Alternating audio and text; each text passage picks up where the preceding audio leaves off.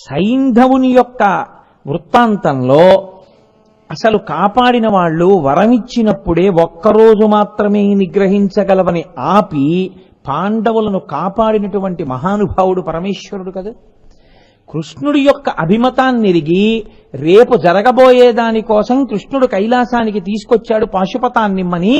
నేను ఇవ్వకపోతే సైంధవుడి తల తండ్రి ఒళ్ళో పడదు. తెలియదు అర్జునుడికి సైంధవుడి తల కింద పడకూడదన్న విషయం తెలియదు. అడిగాడు రథం మీద నించుని, ఎందుకు కింద పడకూడదు బావా తలని అడిగాడు. అప్పుడు చెప్పాడు కృష్ణుడు, దాన్ని పట్టికెళ్ళి తండ్రి ఒళ్ళో పడేటట్టు కొట్టగలిగినటువంటి అస్త్రం పాశుపతం ఒకటే. కాబట్టి బావా, నిజంగా పరమేశ్వరుడి యొక్క అనుగ్రహమే లేకపోతే నేను ఇవాళ ఇలా బతికుండేవాణ్ణి కాను. ఎంత అనుగ్రహించాడయ్యా పరమేశ్వరుడు నన్నని ఆ రోజున కృష్ణార్జునులిద్దరూ పరమేశ్వరుడికి నమస్కారం చేశారు. శివో మహేశ్వర శంభు పినాకీ శశిశేఖర వామదేవో విరూపాక్ష కపర్దీ నీలలోహిత శంకర శూలపాణిశ్చ ఖట్వాంగి విష్ణువల్లభ. విష్ణువల్లభ అని పరమేశ్వరుడికి ఒక నామం. వల్లభుడు అంటే మిత్రుడు, స్నేహితుడు, ప్రియమైనవాడు అని ఒక అర్థం. వల్లభుడు అంటే ఆయన చేత ఉపాసింపబడినవాడు, అంటే విష్ణువు చేత ఉపాసింపబడినవాడు అని ఒక అర్థం. శ్రీ మహావిష్ణువు నిరంతరము పరమేశ్వరుణ్ణి ఉపాసన చేస్తూ ఉంటారు. అందుకని శివుడు శ్రీ మహావిష్ణువుకి వల్లభుడు కాదు. కాదు, శివకేశవులిద్దరూ అత్యంత ప్రియమైనటువంటి మిత్రులు. అసలు నిజంగా మాట్లాడితే శివకేశవులు కలిపి ఒకటే తత్వం. కాబట్టి విష్ణువల్లభ. కానీ ఇది చెప్పినంత తేలికగా మాత్రం ఉండదు, చాలా చమత్కారంగా ఉంటుంది ఆ తత్వం అంతా కూడా. ఇది బాగా ఎక్కడ ప్రకాశిస్తుందంటే, మీకు దృష్టాంతములను పరిశీలనం చేస్తే శ్రీ మహావిష్ణువు పరమశివుణ్ణి ఎప్పుడూ ఎలా ఉపాసన చేస్తూ ఉంటారు అన్న విషయం మీకు ద్యోతకమవుతుంది. మహాభారతం పంచమ వేదం. పంచమ వేదమైనటువంటి మహాభారతంలో అనేకమైనటువంటి పర్వాలు, 18 పర్వాలు కదా. 18 పర్వాలలో అనేకమైనటువంటి స్థితులలో, అనేకమైన ప్రదేశాల్లో, అనేకమైనటువంటి సందర్భాల్లో శ్రీ మహావిష్ణువు పరమశివుణ్ణి ఉపాసన చేసినటువంటి దృష్టాంతములను వ్యాసమహర్షి మనకి చూపిస్తారు. అత్యంత కీలకమైనటువంటి ఘట్టములై ఇంకా మహాభారత కథనంతటినీ కూడా మలుపు తిప్పేసేటటువంటి ఘట్టాలు ఎక్కడుంటాయో, అసలు మహాభారతంలో ఇంకా పాండవుల యొక్క ఉనికియే ప్రశ్నార్థకమైపోయి, అసలు ఇంకా పాండవులు ఉండడం అన్నది సంభవిస్తుందా, ఇంకా వాళ్ళ విజయం అన్న మాట పక్కన పెట్టండి. అంత తీవ్రమైనటువంటి పరిస్థితి ఉత్పన్నమైనప్పుడు వెంటనే విష్ణుమూర్తి చేసేటటువంటి పనేమి అంటే, ఆయన కృష్ణ భగవానుడిగా శివోపాసన ఆయన చేయిస్తుంటారు. చేయించి ఆ ప్రమాదం నుంచి బయటికి వస్తూ ఉంటారు. శివోపాసన ఎంత గొప్పదో చూపిస్తూ ఉంటారు ఆయన. నేను మీకు ఒక ఉదాహరణ చూపించాలి అంటే, మహాభారతంలో ద్రోణ పర్వంలో చాలా భయంకరమైన ప్రమాదకరమైనటువంటి మలుపు ఒకటి తిరిగింది. ఎందువలన తిరిగింది అంటే, సైంధవుడు అభిమన్యుణ్ణి చంపడంలో ప్రధాన పాత్ర పోషించాడు. అర్జునుడు ఇతరమైనటువంటి శత్రువులతో పోరాటం చేయడానికి ఆయన వేరొక ప్రదేశానికి వెళ్ళాడు. సశక్తులు అన్న వారితో యుద్ధం చేయడానికి పక్కకి వెళ్ళాడు. అదే అదును చూసుకుని మహానుభావుడు ద్రోణాచార్యుల వారు పద్మవ్యూహ రచన చేశారు. ఆ పద్మవ్యూహాన్ని భేదించడం కానీ, లోపలికి వెళ్ళడం కానీ ధర్మరాజుకి, భీముడికి, నకులుడికి, సహదేవుడికి తెలియదు. ఒక్క అభిమన్యుడికి మాత్రమే తెలుసు. కాబట్టి ధర్మరాజు అన్నాడు, నువ్వు పద్మవ్యూహంలో ప్రవేశించు అన్నాడు. ఇప్పుడు దీన్ని అదునుగా తీసుకుని ఆ పద్మవ్యూహంలోకి అభిమన్యుణ్ణి వెళ్ళనిచ్చి, మిగిలిన పాండవులు నలుగురు, అర్జునుడు ఎలాగో దూరంగా ఉన్నాడు, మిగిలిన నలుగురు పాండవులు వెళ్లకుండా నిరోధించాడు సైంధవుడు. అందుకే సైంధవుళ్ళ అడ్డుపడ్డావురా అంటారు. అది ఒకనాటి కక్ష కాదు, చాలా ఆశ్చర్యకరమైనటువంటి స్థితి. ఎందుకో తెలుసా అండి, పరమశివానుగ్రహం అంటే ఎంత దూరాన్ని లెక్క కట్టి ఉంటుందో, ఆయన ఎంత మహానుభావుడో అసలు నోటితో వర్ణించడానికి కూడా సాధ్యం కాదు. ఎందుచేత ఈ మాట అంటున్నానంటే, సైంధవుడి అసలు పేరు జయద్రథుడు. ఆయన వృద్ధక్షత్రుని యొక్క కుమారుడు. ఆయన మహాతపస్వి వృద్ధక్షత్రుడు. ఆ తపస్సు చేస్తే పుట్టాడు ఈ కొడుకు. పుట్టినప్పుడు ఈ పిల్లవాడు ఆడుకుంటున్నాడు బయట. ఆడుకుంటుంటే అశరీరవాణి పలికింది ఒక రోజున. ఈ పిల్లవాడు ఏమరపాటులో ఉండగా ఇతని తల తెగిపోతుంది అంది. వెంటనే తండ్రి వృద్ధక్షత్రుడు ఉలిక్కిపడ్డాడు. అయ్యో, ఇంత తపస్సు చేసి కన్నా నీ కొడుకుని, వీడు యామరపాటులో ఉండగా వీడి తలని ఎవరో తెంపేస్తారనమాట. అందుకని ఆయన అన్నాడు, ఇతను యామరపాటులో ఉండగా చంపకూడదని, ఎవరు నా కొడుకు యామరపాటులో ఉండగా వాడి తల తెగి కింద పడేటట్టు కొడతాడో వాడి తల 100 వ్రక్కలైపోవుగాక అన్నాడు. అంటే ఆయన ఉద్దేశ్యం ఏమిటంటే, ఇంకా తన కొడుకు యొక్క తల ఎవరూ కొట్టరు. ఇది సైంధవుడికి ఉన్నటువంటి చాలా గొప్ప వరం. దీన్ని పరిగణనలోకి తీసుకుని అతనికి ఉన్న రాజ్యబలాన్ని ఆధారంగా చేసుకుని కౌరవులు తమ చెల్లెలైనటువంటి దుస్సలని సైంధవుడికిచ్చి వివాహం చేశారు. ఆ కారణం రీత్యా పాండవులకు కూడా ఆయన బావగారు అవుతాడు. ఒకానొకప్పుడు వీళ్ళందరూ కూడా తృణబిందు మహర్షి ఆశ్రమంలో ఉండవలసి వచ్చింది. ఆ ఆశ్రమ ప్రాంగణంలో అరణ్యవాసం చేసే రోజుల్లో పాండవులు 5 పాండవులు అరణ్యంలోకి వెళ్ళారు. ద్రౌపదీదేవి ఒక్కతే ఉంది. ఆమె ధౌమ్యుణ్ణి కాపలా పెట్టారు, ఆ పురోహితుణ్ణి. చెలికత్తెలున్నారు. ఆమె ఆశ్రమంలో తిరుగుతుండగా అటుగా వెళ్ళిపోతున్నాడు సైంధవుడు. కోటికాస్యుడు అని ఒక స్నేహితుడితో కలిసి వెళ్ళిపోతూ ద్రౌపదీదేవిని చూశాడు. ఆవిడ మహాసౌందర్య రాశి అయినా ఆవిడెవరవుతుంది? చెల్లెలవుతుంది. ఎందుకని? పాండవులకి దుస్సల చెల్లెలేగా. దుస్సల చెల్లెలు కాబట్టి చెల్లెల భర్త అయినటువంటి సైంధవుడు పాండవులకి బావగారైతే ఆమెకి అన్నగారు. ఆయన ద్రౌపదీదేవిని చూసి కామించాడు. పాండవులు లేరని తెలుసుకుని కోటికాస్యునితో రాయబారం పంపి తాను ఆశ్రమంలోకి వచ్చాడు. ఆవిడ పాపం చాలా మర్యాదగా ప్రవర్తించింది. అతను వినకుండా ఆమె యందు మరులు కొన్నవాడై బలవంతంగా ఆవిడ్ని రథం ఎక్కించి తీసుకుపోతున్నాడు. పురోహితుడైనటువంటి ధౌమ్యుడు ఆ రథం వెనకాతల పరిగెడుతూ అభ్యర్థించాడు విడిచిపెట్టమని. వినకుండా రథం మీద తీసుకుపోతున్నాడు. తీసుకుపోతుండగా పాండవులు వచ్చారు. ధర్మం ఎక్కడ ఉంటుందో అక్కడ ఈశ్వరానుగ్రహం ఉంటుంది. ఆ సమయానికి వస్తారు. ఆ సమయానికి రావడం అంటే దాని అర్థం ఏమిటంటే ఈశ్వరుని యొక్క అనుగ్రహము ఉన్నది. ఆ సమయమునకు యామరపాటు కలిగి ప్రమాదము జరిగినది. ఆ క్షణమునందు ఈశ్వరానుగ్రహము లోపించినది. జీవితంలో ఒక్కసారి బుద్ధి లోపిస్తే జీవుడు 1,000,000 జన్మలు కిందకెళ్ళిపోవలసినంత పాపం జరిగిపోతుంది. ఆ బుద్ధి ప్రచోదనమే ఈశ్వరానుగ్రహం. దానికోసమే ఈశ్వరుడి పాదములు పట్టి ఉంటారు. కాబట్టి ఇప్పుడు ధౌమ్యుడు చెప్పినా వినలేదు, కానీ పాండవులు వచ్చారు. వాళ్ళు ఆ ఆశ్రమంలో ఉన్నటువంటి ద్రౌపదీదేవి పరిచారికలు చెప్పిన మాట విని వెంటనే గబగబా వెళ్ళారు. ఆ సైంధవుణ్ణి పట్టుకునే ప్రయత్నం చేశారు. ఆయన రథం దూకి పొదల్లో దాక్కున్నాడు. ధర్మరాజు గారు హెచ్చరిక చేశాడు, ఒరే బావగారు అవుతాడరా మనకి, చెల్లెలి పసుపు కుంకాలు మనం నిలబెట్టాలి, బావమరది బతకగోరుతాడు అని లోకంలో సామెత, కాబట్టి సైంధవుణ్ణి చంపకండి అన్నాడు. భీమసేనుడికి ఈ ధర్మపన్నాలు వింటే చాలా కోపం. అన్నావు, ఏదో చెప్పి మొత్తానికి అలా అడ్డుపడతా అన్నాడు. సరే వెళ్ళారు, మొత్తం మీద పట్టుకున్నారు. ఆయన్ని పొడి చేశారు.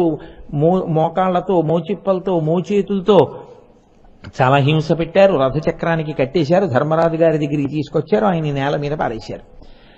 పాండవ దాసుణ్ణి అని అంగీకరించాడు. ద్రౌపది పకపక నవ్వంది. పాండవ దాసుడు అని అంగీకరించిన వాడిని చంపడం ఎందుకు, వదిలేయండి. ఆయన కడుపులో కక్ష పెట్టుకున్నాడు. ఒక్కొక్క సంఘటన మనిషిని మారుస్తుంది. ఒక్కొక్క సంఘటన మనిషిని మంచి పదం వైపుకి తిరిగేటట్టుగా చేస్తుంది. సైంధవుని యందు కూడా ఒక గొప్ప లక్షణం వచ్చింది. అతను గంగా తీరానికి వెళ్ళి తపస్సు మొదలుపెట్టాడు పరమశివుడి కోసం. అక్కడ వరకు మంచి పని.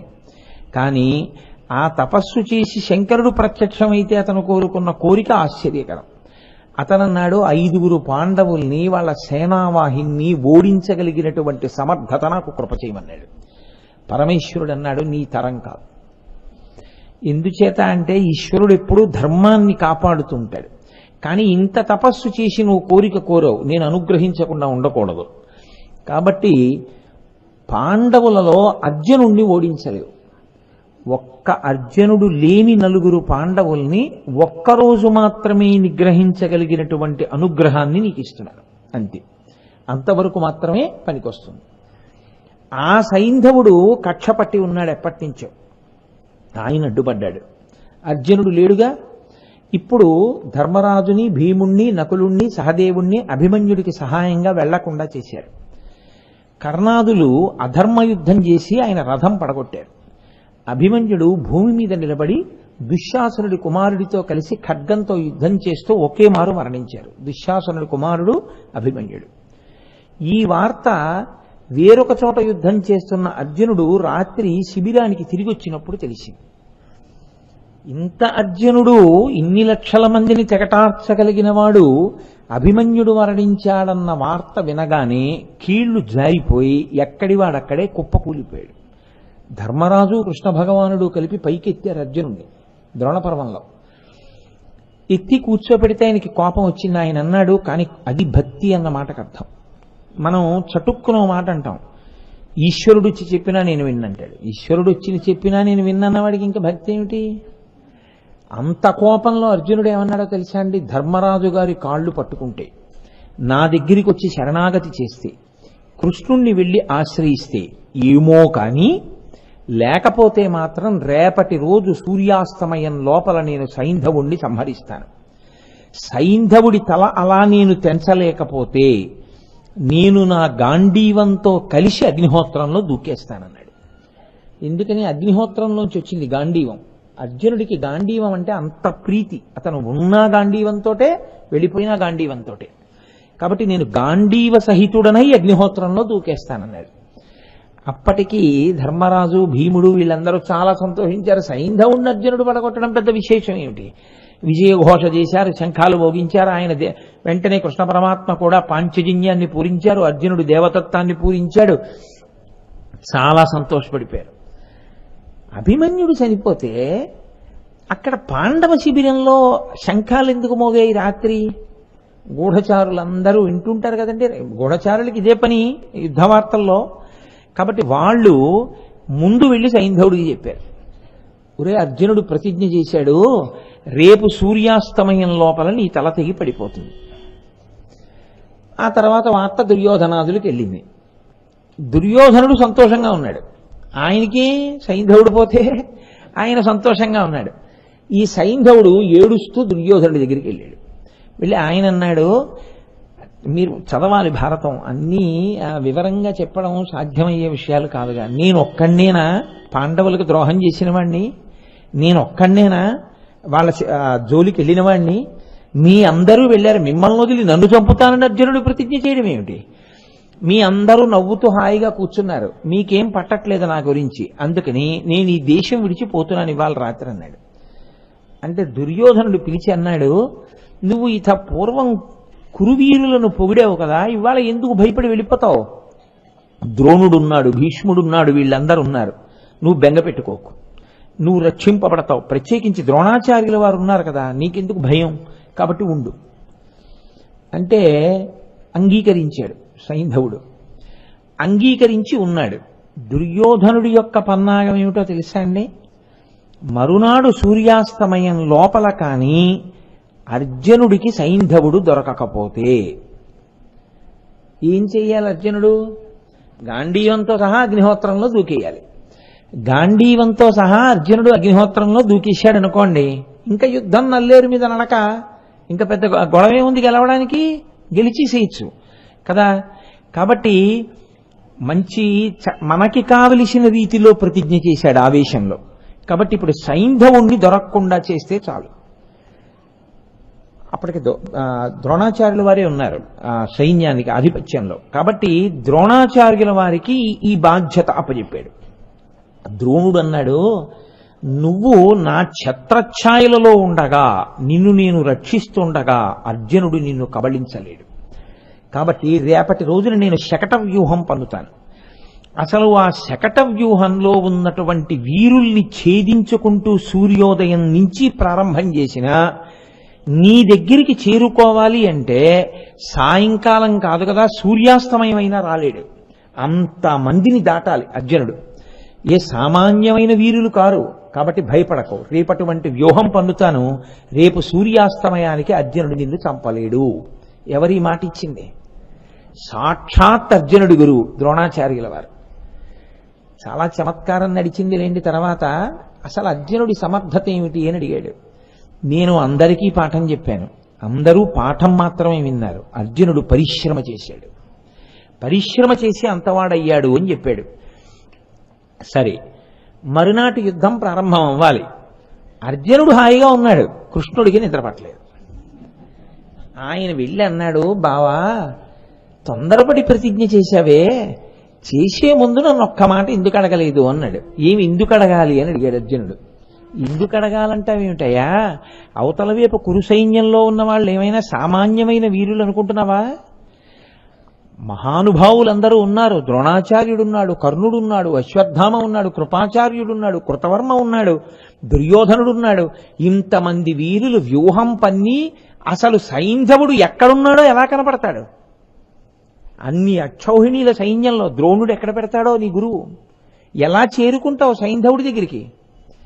కాబట్టి తొందరపడి ఎందుకు ప్రతిజ్ఞ చేశావు అంటే అర్జునుడు అన్నాడు, నువ్వు నారథం మీద ఉండగా అవన్నీ నేనెందుకు ఆలోచించను?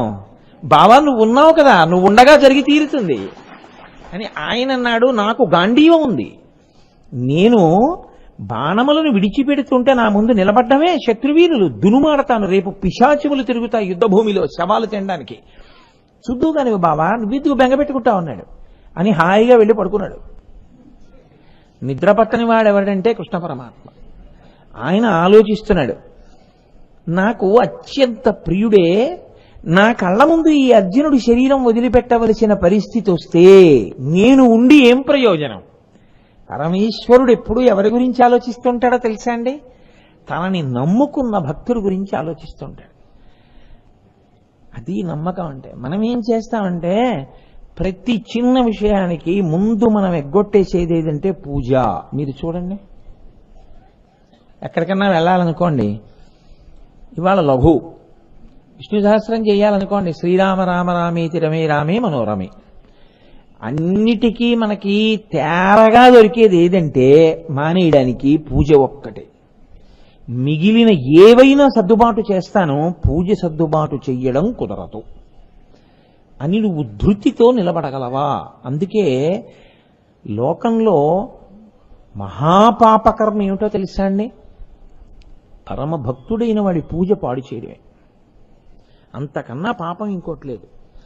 ఆయన ఏదో పూజ చేసుకుందాం అనుకుంటాడు, అప్పుడే మీరు వాళ్ళ ఇంటికి వెళ్ళడం, అప్పుడే మీరు ఆయనతో మాట్లాడాలనడం, ఆయన్ని ఇబ్బంది పెట్టడం, ఆయన ఎంత బాధపడుతుంటాడో మనసులో పూజ పోయిందని.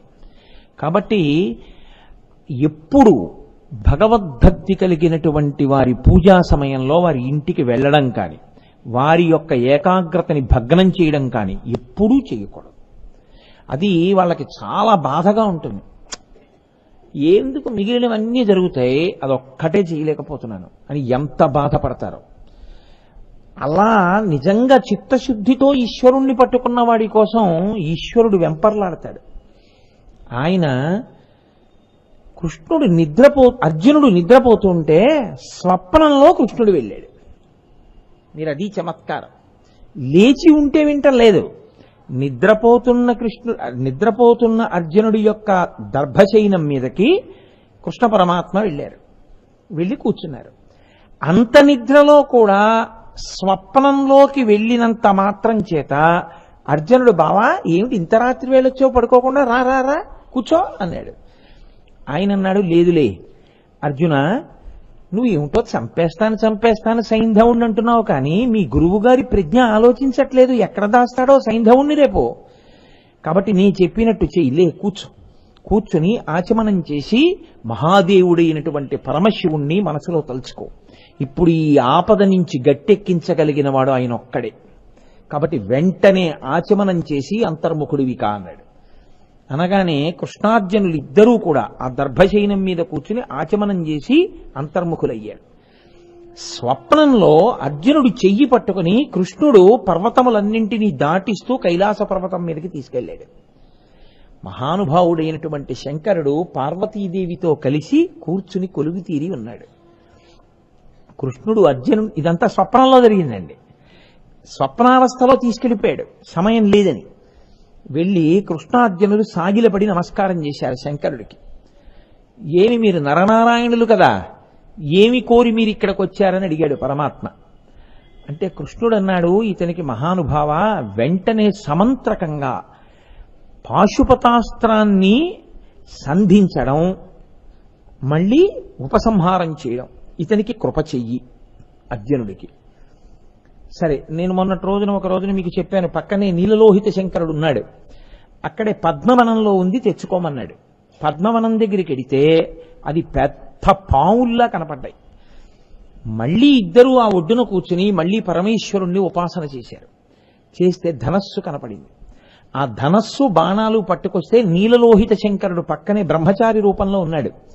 ఆయన తీసుకుని ఆ బాణాన్ని ఇలా ఓసారి సంధించినట్టుగా ఆ వింటి నారికి తొడిగి ఇచ్చేశాడు. పాశుపతాస్త్రమంత్రోపదేశము ఉపసంహారము ఇలాగే నేర్పించాను, అర్థమైందా అర్జున అన్నాడు శివుడు. అంత గమ్మత్తుగా ఇచ్చేశాడండి. ఆయన తలుచుకుంటే ఏమివ్వలేడు. విశ్వామిత్రుడికి ధనుర్వేదాన్ని సాంగోపాంగోపనిషదస్య రహస్య ప్రదీయతాం ఇచ్చేశాడంతే ధనుర్వేదాన్ని. ఆయన ఏమివ్వలేడు శంకరుడంటే. ఇచ్చేశాను అర్జునుడికి. కృష్ణ సంతోషమేనా అన్నాడు. సంతోషమే స్వామి. రాత్రికి రాత్రి మళ్ళీ వచ్చేశారు ఇద్దరు. మరునాడు లేచి ధర్మరాజాదులకి చెప్పాడు అర్జునుడు, స్వప్నంలో కైలాసానికి వెళ్ళాను, నాకు పాశుపతాస్త్రం ఇచ్చాడు శంకరుడు, కృష్ణుడు తీసుకెళ్ళాడు నన్నని. మరునాడు యుద్ధం ప్రారంభమైంది. అర్జునుడు ఏమన్నాడు, ఎంతసేపు సైంధవుణ్ణి పట్టుకోవడం బావా, చూడు ఎలా యుద్ధం చేస్తాను అన్నాడు. ఆ రోజు యుద్ధం సూర్యోదయానికి ప్రారంభమైతే సూర్యాస్తమయం అయిపోవడానికి ఇంకా కొద్ది నిమిషములు మాత్రమే మిగిలి ఉంది. ఆ శకట వ్యూహంలో ద్రోణుడు పన్నినటువంటి వ్యూహంలోకి ప్రవేశించి సైంధవుడి దగ్గరికి వెళ్ళనే లేదు అసలు అర్జునుడు. ఎక్కడో ఉన్నాడు ఇంకా సైంధవుడు, కర్ణుడితో యుద్ధం అవుతోంది. ఇంకా కొద్ది నిమిషాలు ఉందంటే సూర్యాస్తమయం అయిపోతుంది. వాళ్ళందరూ ఉత్కంఠతో ఉన్నారు. ఇంకా సూర్యాస్తమయం కాని అయిపోయిందంటే యుద్ధం, ఇంకా కురుక్షేత్రం లేదు. ఎందుకంటే అర్జునుడు గాంధీవంతో అగ్నిహోత్రంలోకి వెళ్ళిపోతాడు ప్రతిజ్ఞాపాలనానికి. వెళ్ళిపోయాడా ఇంకా నల్లేరు మీద నడక. ఇప్పుడు అర్జునుడు కాదు తనని తాను రక్షించుకోవలసిన వాడు, ఈ భారం కృష్ణ భగవానుడి మీద ఉంది. కాబట్టి ఆయన ఉత్తర క్షణం ఏం చేశాడంటే, ఒక్కసారి బాణప్రయోగం చేసి ఒక్కసారి తన మనసులో స్మరణ చేసి అకస్మాత్తుగా చీకట్లు సృష్టించాడు. సూర్యాస్తమయం అయిపోయిన తర్వాత ఎటువంటి చీకటి వస్తుందో అటువంటి చీకటిని తన స్మరణ మాత్రం చేత సూర్య భగవాను మబ్బుల్లోకి పంపించి సృష్టించాడు. అర్జునుడితో అన్నాడు, అర్జున సూర్యాస్తమయం అయిపోయింది అని ఇప్పుడు కురువీరులందరూ అనుకుంటారు. అందరికన్నా ఉత్సాహం ఎవరికి ఉంటుందంటే సైంధవుడికి ఉంటుంది, అమ్మయ్యా బతికేశానని. కాబట్టి వాడు ఇప్పుడు ఎక్కడో పైకి లేస్తాడు, లేచి పడమటి దిక్కును చూస్తాడు సూర్యాస్తమయం అయిందని.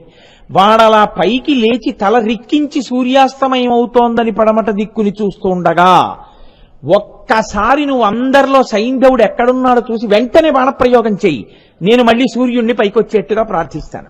సూర్యుడు వస్తాడు, కొద్ది నిమిషములలో సూర్యాస్తమయం అయిపోతుంది. అప్పుడు నీ ప్రతిజ్ఞ తప్పదు, అప్పుడు దొరుకుతాడు సైంధవుడు అన్నాడు. అని మహానుభావుడు కృష్ణ పరమాత్మ ఒక్క సంకల్పం చేశాడు. ఆయన చెయ్యడం ఏమిటి, చీకట్లు కమ్ముకున్నాయి. సూర్యాస్తమయం అయిపోయిందని చెప్పి ఓ శంఖాలు ఊదేశారు, భేరీలు మోగించేశారు. అయిపోయింది, అర్జునుడు ప్రాయోపవేశం చేసేయాలి, అగ్నిహోత్రంలో దూకెయ్యాలన్నారు, సంతోషపడిపోయారు. ఇంత ఉత్సాహం ఒక్కసారి కురువీరులు చూపించేసరికి సైంధవుడు సంతోషంతో రథం పైకెక్కి రథం మించి పశ్చిమ దిక్కుని రిక్కించి చూస్తున్నాడు. అదిగో సైంధవుడు తల నరికేయన్నాడు. ఒక బాణప్రయోగం చేశాడు. వెంటనే అది పక్షి తల నరికినట్టుగా సైంధవుడి తల నరికి ఆకాశంలోకి తీసుకుపోయింది. వెంటనే కృష్ణ పరమాత్మ సంకల్పం చేశారు. కొద్ది నిమిషంలో మళ్ళీ సూర్యుడు ప్రకాశించాడు. ఇంకా అవలేదు సూర్యాస్తమయం, మబ్బులేసేసి చీకటి కమ్మింది. అయ్యయ్యో ఇంకా సూర్యాస్తమయం అవ్వలేదు, సైంధవుడు చచ్చిపోయాడు. ఇన్ని శంఖాలు ఊదిన వాళ్ళు, ఇన్ని భేరీలు భోగించిన వాళ్ళు డీలా పడిపోయారు. ఏడి అర్జునుడు అంటే ఏడి అర్జునుడు, ఏడి సైంధవుడు అంటే ఏడి సైంధవుడు. వెంటనే కృష్ణుడు అన్నాడు, ఇప్పటి వరకు జరిగిన యుద్ధం ఒకెత్తు అర్జున, ఇప్పుడు ఒకెత్తు. వీళ్ళందరూ కక్షతో ఒక్కసారి నీ మీదకి వస్తారు. వీళ్ళందరినీ నిగ్రహిస్తూ ఆకాశంలో కింద పడిపోతున్నటువంటి సైంధవుడి తల కింద పడకుండా దాన్ని అలాగే బంతి ఆట ఆడుతూ వీళ్ళతో యుద్ధం చేయన్నాడు. ఒక పక్క బాణప్రయోగం చేస్తూ దాన్ని ఆకాశంలో పైకి కిందకి ముందుకి వెనక్కి బాణాలతో కొట్టి ఆడుతూ, ఒక పక్క గాంధీవానికి ఏకకాలమనందు అనేక బాణములు సంధించి కురువీరులతో యుద్ధం చేస్తున్నాడు. బావా సైంధవుడి తల ఎందుకు కింద పడకూడదని అడిగాడు. అందుకే నిన్న రాత్రి నిన్ను కైలాసానికి తీసుకెళ్లాను. నిన్ను రక్షించుకోవడానికి ఇప్పుడు ఉపాయం ఇంతకన్నా లేదు. ఇది పరమశివుడు ఇచ్చి ఉండకపోతే నువ్వు ఉండవు. సూర్యాస్తమయమైన ఆపగలనేమో కానీ ఈ ఉపకారం శివుడే చెయ్యాలి నీకు. ఇప్పుడు నీకు రాత్రి పరమశివుడిచ్చినటువంటి పాశుపతాస్త్రాన్ని స్మరించు, అదొక్కటే చేయగలదా ఉపకారం. ఇప్పుడు ఎక్కడో శమంతక వనంలో కూర్చునున్నాడు ఆ సైంధవుని యొక్క తండ్రి వృద్ధక్షత్రుడు, జపం చేసుకుంటున్నాడు. ఆ పాశుపతాస్త్రానికి ఒక్కదానికే మార్గం కూడా తెలుసు. దాన్ని అభిమంత్రించి విడిచిపెడితే సైంధవుడి తలకాయ పట్టుకుని అది వెళ్ళి ఆయన ఒళ్ళో పడేటట్టు చేస్తుంది. ఎందుకంటే నువ్వు కొట్టిన బాణానికి కింద పడితే నీ తలకాయ నువ్వు అక్కలైపోతుంది. వాళ్ళ తండ్రికి వరం ఇచ్చాడు సైంధవుడికి, వాళ్ళ తండ్రి ఒళ్ళోనే పడేటట్టుగా పాశుపతాన్ని ప్రయోగించన్నాడు. అంటే అర్జునుడు వెంటనే పాశుపతాస్త్రాన్ని స్మరించి విడిచిపెట్టాడు. అది సైంధవుడి తలని ఉత్తర క్షణంలో పర్వతాలన్నింటినీ దాటించి తీసుకెళ్లి వృద్ధక్షత్రుడి యొక్క ఒళ్ళో పడేటట్టుగా చేసింది. ఆశ్చర్యం ఏమిటో తెలుసా అండి, ద్రోణ పర్వంలో అప్పటి వరకు కూడా సైంధవుడి శరీరం ప్రాణంతోనే ఉండి అలాగే ఉంది పశ్చిమ దిక్కుకు తిరిగి. ఎందుకంటే ఆ తల ఎవరు కింద పడేస్తారో వాళ్ళ తల 100 వక్కలయ్యేంత వరకు ఆ శరీరం అలా ఉంటుంది. ఆ పాశుపతాస్త్రం తీసుకెళ్లి అతని తండ్రి ఒళ్ళోనే పడేట్టు చేసింది. అతను కళ్ళు మూసుకుని జపం చేసుకుంటున్నాడు. ఒళ్ళోకి వచ్చేదో పడింది. కళ్ళు విప్పి చూశాడు, సరిగా చూడలేదు. బాణాలతో కొట్టి కొట్టి ఉంది తలకాయ. ఏదో తలకాయని ఇలా అన్నాడు. అనగానే ఒళ్ళో ఉన్న తలకాయ కింద పడిపోయింది. ఎవరు కింద పడేశారో తలకాయని అతని తలకథ 100 వక్కలవుతాయన్నాడు. వెంటనే ఆ సైంధవుడి తండ్రి తల 100 వక్కలైపోయింది. అప్పుడు రథంలోంచి సైంధవుడి శరీరం కింద పడిపోయింది. పడిపోయిన తర్వాత కృష్ణుడు అన్నాడు, అమ్మయ్యా నువ్వు బతికావు బావా, రా సూర్యాస్తమయమైంది ఇంటికెడదామన్నాడు. ఇప్పుడు చెప్పండి నాకు, ఆనాడు కృష్ణుడి యొక్క కోరిక తీర్చడానికి, అర్జునుడిని రక్షించడానికి సైంధవుని యొక్క వృత్తాంతంలో అసలు కాపాడిన వాళ్ళు వరమిచ్చినప్పుడే ఒక్కరోజు మాత్రమే నిగ్రహించగలవని ఆపి పాండవులను కాపాడినటువంటి మహానుభావుడు పరమేశ్వరుడు కదా. కృష్ణుడి యొక్క అభిమతాన్ని ఎరిగి రేపు జరగబోయే దానికోసం కృష్ణుడు కైలాసానికి తీసుకొచ్చాడు పాశుపతాన్నిమ్మని. నేను ఇవ్వకపోతే సైంధవుడి తల తండ్రి ఒళ్ళో పడదు. తెలియదు అర్జునుడికి, సైంధవుడి తల కింద పడకూడదన్న విషయం తెలియదు. అడిగాడు రథం మీద నించుని, ఎందుకు కింద పడకూడదు బావా తలని అడిగాడు. అప్పుడు చెప్పాడు కృష్ణుడు, దాన్ని పట్టికెళ్లి తండ్రి ఒళ్ళో పడేటట్టు కొట్టగలిగినటువంటి అస్త్రం పాశుపతం ఒకటే. కాబట్టి బావా నిజంగా పరమేశ్వరుడి యొక్క అనుగ్రహమే లేకపోతే నేను ఇవాళ ఇలా బతికుండేవాణ్ణి కాను. ఎంత అనుగ్రహించాడయ్యా పరమేశ్వరుడు నన్నని ఆ రోజున కృష్ణార్జునులిద్దరూ పరమేశ్వరుడికి నమస్కారం చేశారు.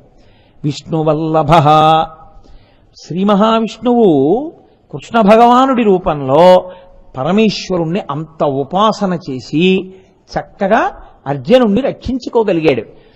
అసలు మీకు పురాణ వాంగ్మయంలో కాని తత్వంలో కాని శివకేశవులిద్దరూ ఒకరికొకరు అపకారం చేసుకుందామని ఎప్పుడూ చూడరు, ఎప్పుడూ ఉపకారమే చేస్తుంటారు. మీకు నేను మహాభారతంలోంచి ఇంకొక ఉదాహరణ చూపిస్తాను. కర్ణపర్వంలో ఒక ఆశ్చర్యకరమైన సంఘటన జరిగింది. కర్ణుడు యుద్ధానికి వచ్చాడు, శల్యుడు సారథ్యం చేస్తున్నాడు. ఆకాశం అంతా నిండిపోయింది దేవతలతోటి. ఆ ఒక్కరోజు యుద్ధం చూడ్డానికే కర్ణుడికి అర్జునుడికి యుద్ధం జరుగుతున్నప్పుడు ఆ యుద్ధాన్ని చూడ్డానికి పరమశివుడు కూడా కైలాసం నుంచి కదిలొచ్చాడు. చతుర్ముఖ బ్రహ్మగారు వచ్చారు, దేవేంద్రుడు వచ్చాడు, అందరూ ఆకాశంలో కూర్చున్నారు. జరుగుతోంది యుద్ధం. ఇంద్రుడు అన్నాడు, బ్రహ్మగారు మీ నోటితో ఒక్క మాటనండి, నరనారాయణులు కదా కృష్ణార్జునులు గెలుస్తారనండి అన్నాడు. అంటే బ్రహ్మగారు అన్నారు, నరనారాయణులు కృష్ణార్జునులుగా ఉండి యుద్ధం చేస్తున్నారుగా, తొందరపడి మనం అనడం ఎందుకు, గెలుస్తారని చూద్దాం, గెలుస్తారేమో అన్నాడు. అంటే శంకరుడు అన్నాడు, గెలుస్తారు, గెలిచి తీరుతారు, ఇది నిశ్చయాత్మకము, నేను ఆశీర్వచనం చేస్తున్నాను, అర్జునుడు పడగొడతాడు కర్ణుడిని అన్నారు. పడిపోయాడు కర్ణుడు. అయితే కర్ణుడు ఉన్నంతసేపు మాటలు అనుకుంటున్నారా యుద్ధం గెలవడం? కర్ణుడి అస్త్రప్రయోగం అంటే ఎలా ఉంటుందో తెలుసా అండి? మహాభారతంలో దుర్యోధనుడు చనిపోయిన తర్వాత, యుద్ధం అయిపోయిన తర్వాత రథం మీద ఉన్నారు కృష్ణుడు అర్జునుడు. కృష్ణుడు అన్నాడు, బావా యుద్ధం అంతా అయిపోయింది, నువ్వు గాంధీవాన్ని బాణాల్ని అన్నింటినీ తీసుకుని కిందకి దిగిపో, నేను ఇలాగే రథం మీద ఉంటాను, రథంలో ఏమీ విడిచిపెట్టకు, అన్నీ తీసుకుని కిందకి దిగిపో, దిగిపోయిన తర్వాత నేను దిగుతాను, ఇవాళ నేను ముందు దిగను బావా అన్నాడు. ఏమలా అంటావు బావా అని అడగడు అర్జునుడు. తను దిగిపోయాడు, గాంధీవం తీసేశాడు, అక్షయబాణ తూణీరాలు తీసేశాడు, అందులో ఉన్న ఖడ్గాలు తీసేశాడు, అన్నీ తీసి కింద పెట్టేశాడు. కృష్ణ పరమాత్మ ఒక్కసారి ధ్వజం వంక చూశారు, నేను దిగిపోతున్నాను అని. అంతే, ధ్వజం మీద ఉన్నటువంటి హనుమ భూతగణములతో లేచిపోయారు. లేచిపోగానే కృష్ణుడు భూమి మీదకి ఇలా కిందకి దిగాడు రథంలోంచి, భగ్గున కాలిపోయింది రథం.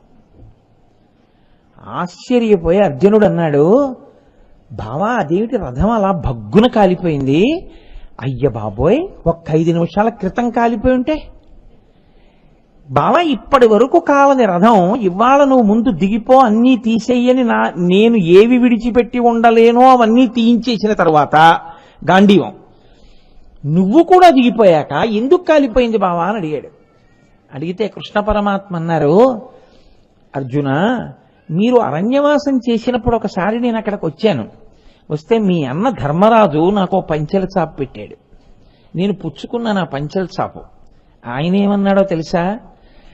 రేపు పొద్దున్న వచ్చే కురుక్షేత్ర యుద్ధంలో పాండవులు గెలవడం, మళ్లీ సింహాసనాన్ని పొందడం పాండవ మధ్యముడైన అర్జునుడి యొక్క క్షేమం మీద ఆధారపడింది కృష్ణ.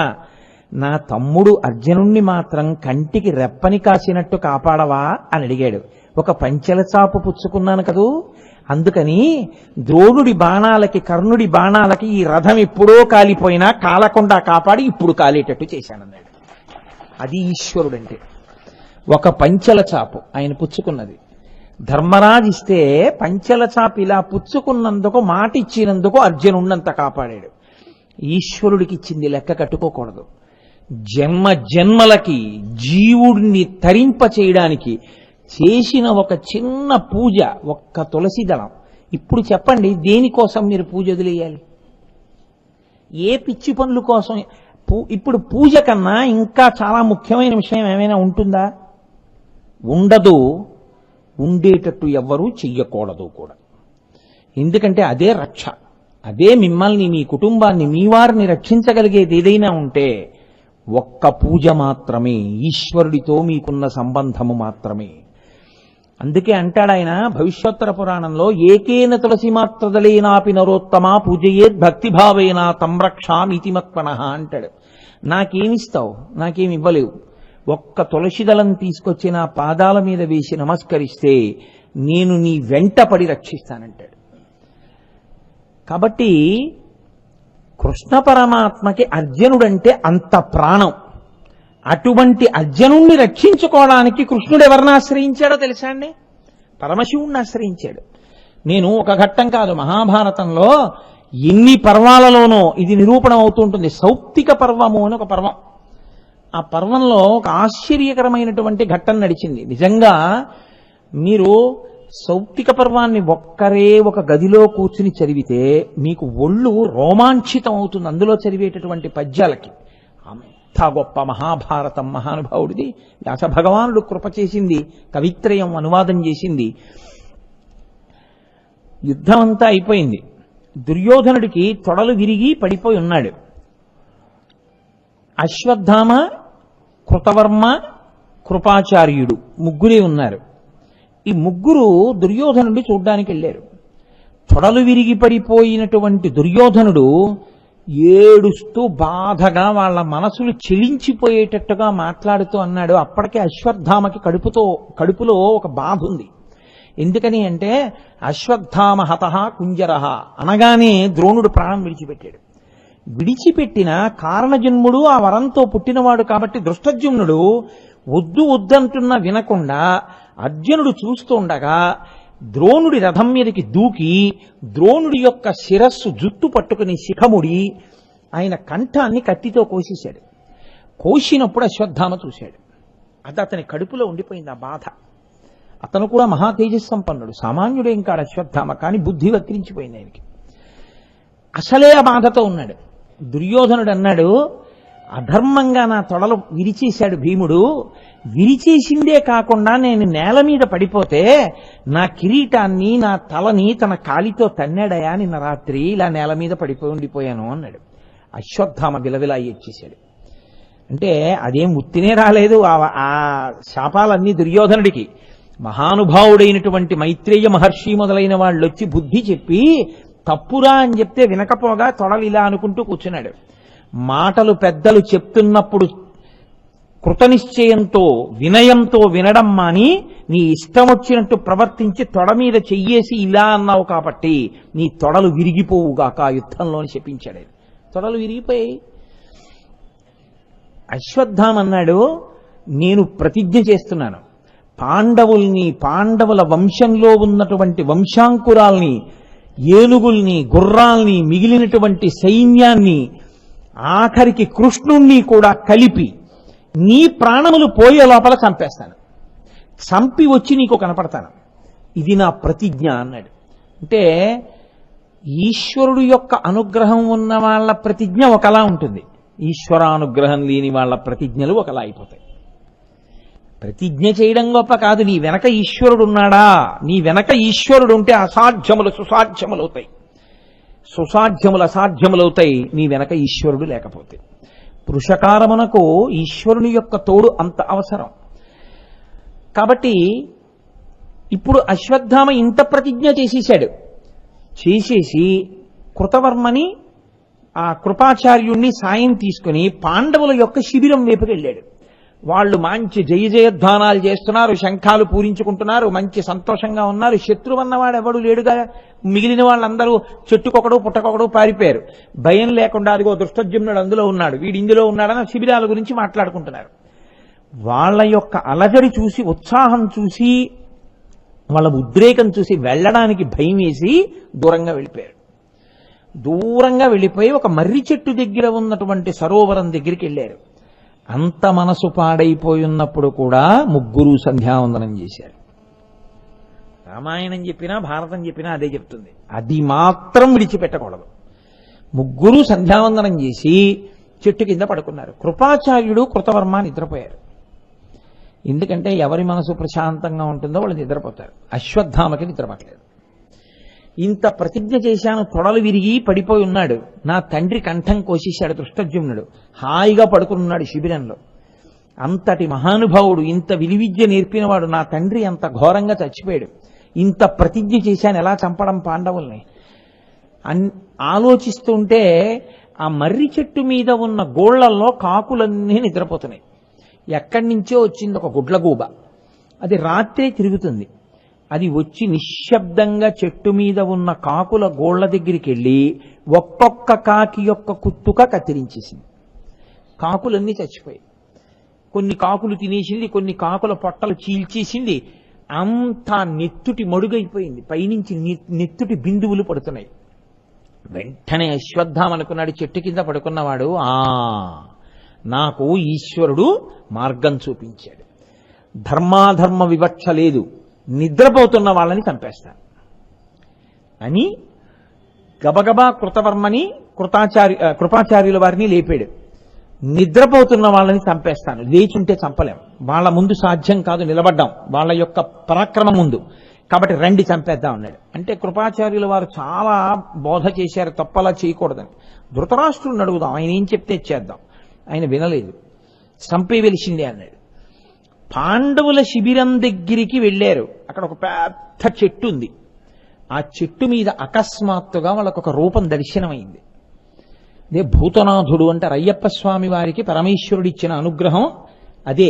అందుకే అయ్యప్ప స్వామి గుళ్ళోకి రోజూ వెళ్లి నమస్కారం చేసే వాళ్ళని భూతములు ఆవహించవు.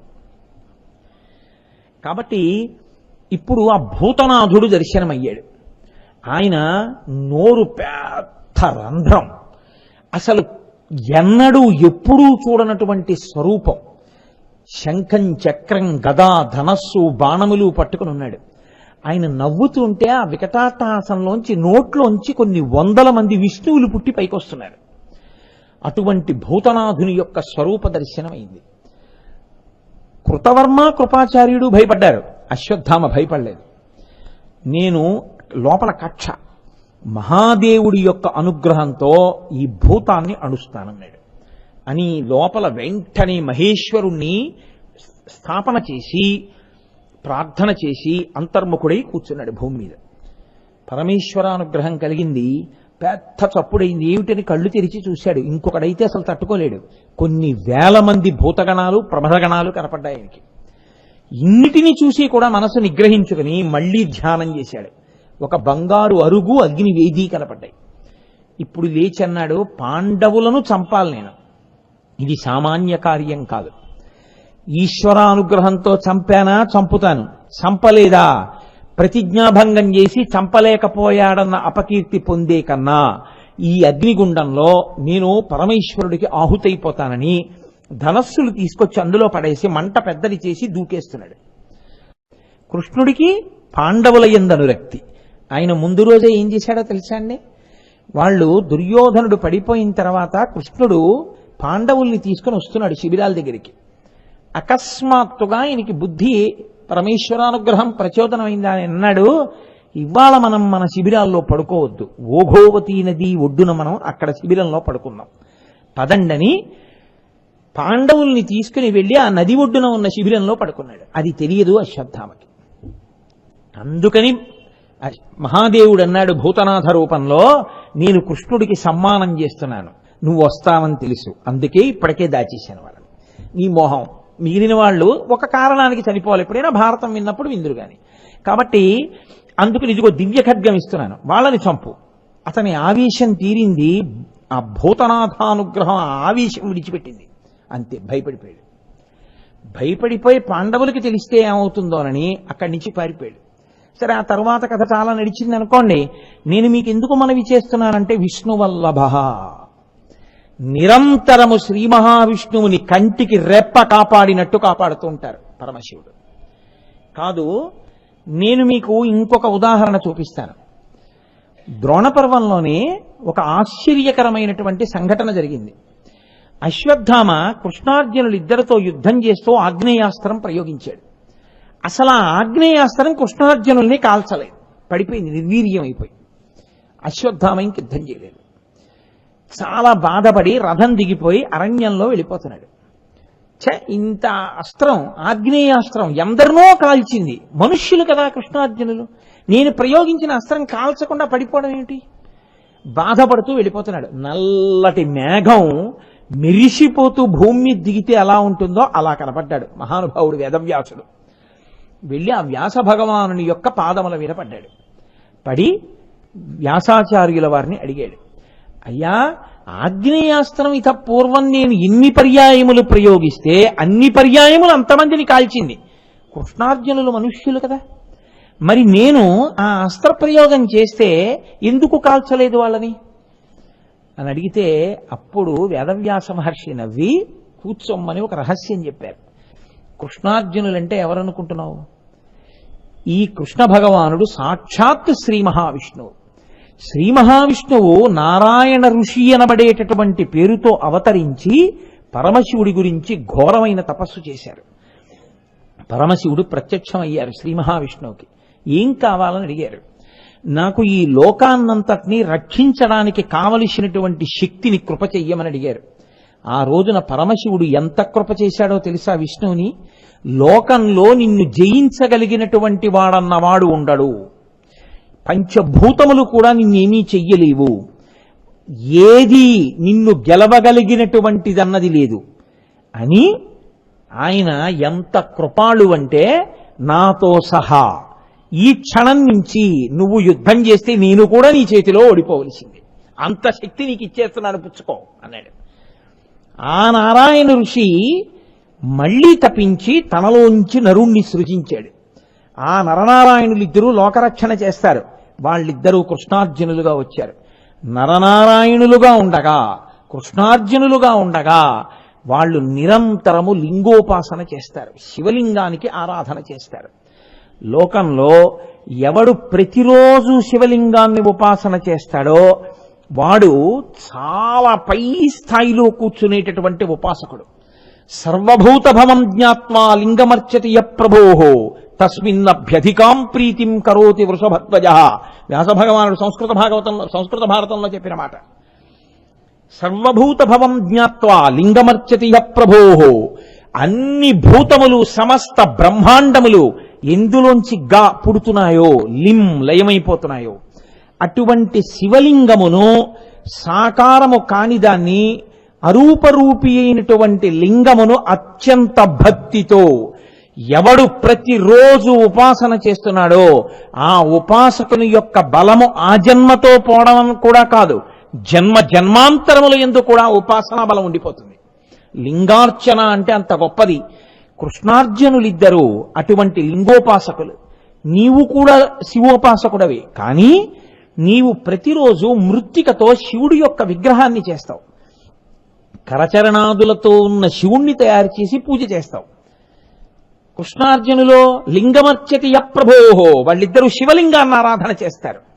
శివలింగాన్ని ఆరాధన చేసిన కారణం చేత కృష్ణార్జునుల యొక్క ఉపాసనా బలం నీ ఉపాసనా బలం కాదు, ఏ ఉపాసన బలం కన్నా పెద్దది. అది ఇంకా దాన్ని మించిన ఉపాసన లేదు. అంత శక్తివంతం నేను కాదు చెప్పింది, సాక్షాత్ వేదవ్యాసుడు. లింగమర్చతి య ప్రభోః తస్మిన్నభ్యధికాం ప్రీతిం కరోతి వృషభధ్వజ. అందుకే వృషభధ్వజుడైనటువంటి పరమశివునికి ప్రత్యేకమైన ప్రీతి కృష్ణార్జునుల యందు, చాలా ప్రేమ, నిరంతరము కాపాడుతుంటాడు. అలా ఆయన కాపాడుతుండగా నువ్వు కాదు కదా, నీ తండ్రి ద్రోణుడు కూడా వాళ్ళని నిర్జించలేడు. కారణం వాళ్ళకి శివానుగ్రహం ఉంది, ఎప్పుడూ శివుడి చేత రక్షింపబడతారు. శివుడంటే ఎవరో తెలుసా? నువ్వు ఆవగింజ కావాలంటే నీకు పర్వతాన్ని తీసుకొచ్చిస్తాడు, అంతటి మహానుభావుడు, కన్న తండ్రి లోకములకు. అటువంటి వాడి అనుగ్రహం ఉన్నటువంటి కృష్ణార్జునుల్ని నువ్వెక్కడ చెనకుతావయా? అందుకే నీ ఆగ్నేయాస్త్రం వాళ్ళ మీద పనిచేయలేదు, నీకన్నా వాళ్ళ ఉపాసన అటువంటిది. ఇప్పుడు చెప్పండి, విష్ణువల్లభ నిరూపించిందా లేదా మహాభారతం? కాదు, నేను మీకు ఇంకొంచెం దాన్ని ముందుకు తీసుకెళ్లి చూపిస్తాను. అర్జునుడు కూడా వెడుతుండగా వేదవ్యాసుడిని చూశాడు. చూసి వెంటనే వచ్చి వేదవ్యాసుడి కాళ్ల మీద పడి, ఎప్పటి నుంచో నా మనసుని ఒక ప్రశ్న తొలిచేస్తోంది. నేను ప్రతిరోజు యుద్ధానికి ఎడుతున్నాను, నేను చంపుతాను అనుకుంటాను, కానీ ప్రతిరోజు సిగలో చంద్రవంక పెట్టుకుని, సర్పములను ఆభరణములుగా వేసుకుని, శూలాన్ని పట్టుకుని ఒకే ఒక వ్యక్తి చచ్చిపోయే వాళ్ళందరి గుండెల మీద తన త్రిశూలంతోనే పొడిచి చంపుతున్నాడు. ఆయన పొడిచి చంపేగానే నా బాణం పడుతోంది. ఆయన చంపుతున్నది నేనా అని నేను రోజు చూస్తున్నాను. ఎన్ని లక్షల మంది పడిపోతున్నారో అన్ని లక్షల మందిని చంపుతున్నవాడు ఆయన ఒక్కడే నాకు కనపడుతున్నాడు. రోజు త్రిశూలం పట్టుకుని ఎడుతున్నాడు, పొడుస్తున్నాడు. స్పష్టంగా నాకు తెలియట్లేదు ఆయన ఎవరు. చచ్చిపోయిన వాళ్ళని చంపుతున్నాను తప్ప అసలు ముందు చంపేస్తున్నవాడు ఆయన ఎవరు? అలా యుద్ధ భూమిలో వచ్చి చంపుతున్నవాడు ఎందుకు ఆయన నన్ను అలా అనుగ్రహిస్తున్నాడని అడిగారు. అడిగితే వేదవ్యాసుడు నవ్వి అన్నాడు, ఇంద్రకీలాద్రి మీదకెళ్ళి తపస్సు చేసి పరమశివ సాక్షాత్కారం చేసుకున్నావుగా, మహాపాశుపతాస్త్రాన్ని ఇమ్మని అడిగావుగా, ఆ రోజు నీ ఒళ్ళు దివ్య తేజస్సు నింపడానికి, ఆ శరీరాన్ని నీతో కలిపి యుద్ధం చేయడానికి మల్ల యుద్ధాన్ని సాధనంగా ఎంచుకుని నీ ఒంటితో తన ఒళ్ళు కలిపి గుద్దినట్టు, నీతో ఆయన గుద్దించుకున్నట్టు నీ ఒంటిని ఆయన ఒంటితో బాగా అదిమి పట్టాడుగా. పట్టడం వల్ల నీ ఒంట్లోకి దివ్య తేజస్సు ప్రవేశించిందిగా. నువ్వు మహాపాశుపతాస్త్రం ఒక్కటే అడిగావు. ఎందుకని అడిగాడు ఆయన. రేపు కురుక్షేత్ర యుద్ధంలో దాన్ని సాధనం చేసుకోకపోతే నేను ఇన్ని లక్షల మందిని ఎలా చంపనని అడిగావు. ఆయన చిరునవ్వు నవ్వి పాశుపతాస్త్రం ఇచ్చాడు. ఆనాడే జగత్తులను కన్న తండ్రి కనుక ఒక నిర్ణయాన్ని తీసుకున్నాడు. నీ తరపున శంకరుడు యుద్ధం చేస్తున్నాడు కురుక్షేత్రంలో. ఆయన శక్తికి ఎదురేది. అందుకే నీ ముందెవరూ నిలబడరు. అందరినీ ఆయన చంపుతున్నాడు. ఆ త్రిశూలధారి, ఆ శూలపాణి, ఆ నాగాభరణధారుడు ధారి ఎవరో కాదు, సాక్షాత్తు శంకరుడే. ఆయనే యుద్ధభూమిలోకి వచ్చి యుద్ధం చేస్తున్నాడు. నువ్వు ఒక వరం అడిగితే ఆయన ఎంతగా లొంగిపోయినవాడో చూసావా? ఇదయ్యా నీయందు నిన్ను కాపాడాలని నిరంతరం ప్రయత్నం చేసేటటువంటి కృష్ణుని యందు పరమశివుడికి ఉన్నటువంటి అనుగ్రహం అటువంటిది. కాబట్టి నరనారాయణుల యందు ఆయనకి ఎంత ఆప్యాయతో, ఎంత అనుగ్రహమో నిరూపించడానికి మహాభారతంలో ఉన్నటువంటి ఈ సంఘటన చాలదా? ఇది నా కల్పితం కాదు, ఇంకొకళ్ళు కల్పించింది కాదు. సాక్షాత్ వేదవ్యాసుడు వ్యాసో నారాయణ స్వయం, ఆయన నారాయణ స్వరూపుడు. ఇతిహాసము, కల్పితగాథ కాదు. రామాయణ రచన యందు వాల్మీకి కూడా ఒక వ్యక్తి అయినట్టే, ఆయన కూడా ఆ కాలమునందు ఉన్నట్టే. మహాభారత రచనా సమయమునకు వ్యాస భగవానుడు కూడా అందులో 10 మాటలు కనపడినవాడు. ఇతిహాసం, ఇది ఇలాగే జరిగినది, పరమసత్యం భారతం రామాయణం. అందుకే మన జాతికి 2 కళ్ళవి. అటువంటి భారతంలో నిరూపించి చూపించాడు వ్యాస భగవానుడు. నిరంతరము శ్రీ మహావిష్ణువు పరమశివుని చేత రక్షింపబడుతుంటారు. శ్రీ మహావిష్ణువు నిరంతరము పరమశివుణ్ణి ఉపాసన చేస్తూనే ఉంటారు. అంత నిరూపించినటువంటి ఘట్టాలు మహాభారతంలో ప్రత్యక్షంగా ఉన్నాయి. అందుకే ఆయనే గౌరీదేవికి ఉపదేశం చేసినటువంటి శివాష్టోత్తరంలో విష్ణువల్లభ, నిరంతరము నన్ను కాపాడేటటువంటి నా ప్రియమిత్రుడు, నా చెలికాడు, నేను ఎవరిని ఉపాసిస్తానో అటువంటి మహానుభావుడని చెప్పుకున్నాడు. మీకు నేను ఇంకొక ఆశ్చర్యకరమైన సందర్భాన్ని చూపిస్తాను. ఇవాళ ఎలాగో మహాభారతం అన్నాను కదూ, అనుశాసనిక పర్వంలో మహాభారతంలో ఒక అద్భుతమైన ఘట్టం ఉంది. ఆ ఘట్టంలో ధర్మరాజుని కూర్చోబెట్టుకుని కృష్ణుడు, నీకు అసలు శివుడు అంటే ఎవరో తెలుసా అని అడుగుతాడు ఒక రోజున. అడిగితే నాకు తెలియదు అంటాడు. అంటే శివుడు అంటే ఎవరో తెలుసా అని నామములకు అర్థం చెప్తాడు. అప్పుడు శివుడు అన్న పేరు ఇందుకు వచ్చింది, రుద్రుడు అన్న పేరు ఇందుకు వచ్చింది, విశ్వరూపుడు అన్న పేరు ఇందుకు వచ్చింది, త్రిపురారి అన్న పేరు ఇందుకు వచ్చింది, దక్షయాగ ధ్వంసం చేసిన వాడు అన్న పేరు అందుకొచ్చింది, వృషభధ్వజుడు అన్న పేరు అందుకొచ్చింది. అసలు నీకు ఒక మాట చెప్పనా, ఆయన మహాదేవుడు, దేవతలకందరికీ ఆయనే దేవుడు. ఆయనని మించినటువంటి వాడు ప్రపంచంలో ఇంకొకడు లేడు. నిరంతరము ఈ జగత్తులన్నింటినీ కూడా ఆయనే బ్రహ్మరూపంలో సృజిస్తాడు, ఆయనే విష్ణు రూపంలో ఈ లోకములను కాపాడతాడు, ఆయనే రుద్ర రూపంలో ఈ లోకములన్నింటినీ లయం చేసుకుంటాడు. అటువంటి పరాత్పరుడైనటువంటి వాడు శంకరుడు. కాబట్టి ధర్మరాజా, నువ్వు పరమశివుడికి నమస్కరించు అని చెప్తాడు. ఎన్ని సందర్భాలలోనో అసలు కృష్ణార్జునులంటే మీకు ఆ తత్వం మహాభారతంలో అలా ప్రకాశిస్తూనే ఉంటుంది. చిత్రం ఏమిటో తెలుసా అండి, ఆయన అడిగితే ఈయన్ని అడుగుతాడు, ఈయన్ని అడిగితే ఆయన్ని అడుగుతాడు. అడగడానికి ఇంకో 3 ఉంటేగా. మహాభారతంలో ఆయనకి పట్టాభిషేకం జరుగుతోంది. ఎవరికి? కుమారస్వామికి. వరుణుడికి ఎక్కడ పట్టాభిషేకం చేశారో అక్కడికి తీసుకెళ్లి కూర్చోబెట్టి పట్టాభిషేకం చేస్తున్నారు. పట్టాభిషేకం చేస్తుంటే శ్రీ మహావిష్ణువు వచ్చి తన మెడలో ఉన్నటువంటి వనమాల తీసి కుమారస్వామి మెడలో వేశారు. వేసి అన్నారు, దీనివల్ల ఈ పిల్లవాడు యొక్క తేజస్సు ద్విగుణీకృతం అవుతుంది, క్షీణించినటువంటి తేజస్సు పొందుతాడు. కాబట్టి నేను ఈ పిల్లవాడి మెడలో వనమాల వేస్తున్నాను అన్నాడు. వాళ్ళిద్దరూ ఎప్పుడు ఒండరులు ఒకరికొకరు అలా సాయం చేసుకుంటూనే ఉంటారు తప్ప అసలు వాళ్ళ మధ్య విభేదం అనేటటువంటి మాటే లోకంలో ఉండదు. అంత గొప్ప స్వరూపం. ఆ నిరంతరము శివుడు విష్ణువుని కాపాడుతూనే ఉంటారు. కాబట్టే విష్ణువల్లభ. కాదు మీకు నేను ఒక విషయం చూపిస్తాను. మహాభారత కాలం నాటి విషయం కాదు. వెంకటాచల పర్వతం మీద వెంకటేశ్వర స్వామి వారు అవతార స్వీకారం చేసిన రోజుల్లో చాలా కాలం ఆయన మాట్లాడారు వెంకటేశ్వరుడు. ఒకానొక సందర్భంలో ఆ కూర్ముడనబడేటటువంటి బ్రాహ్మణుడు తన భార్యని బిడ్డల్ని, భార్య గర్భిణి, ఆయన యొక్క బిడ్డల్ని నేను కాశీ పట్టణానికి నా తండ్రి అస్థికలు కలపడానికి ఎడుతున్నాను, వీళ్ళంత దూరం నడవలేరు. ఆ రోజుల్లో కాశీపట్టణం అంటే నడిచి వెళ్ళేవారు, వీళ్ళు నాతో రాలేరు, అందుకని నీ దగ్గర జాగ్రత్తగా అట్టెపెట్టు అని తొండమాన్ చక్రవర్తికి ఇచ్చి వెళ్ళాడు.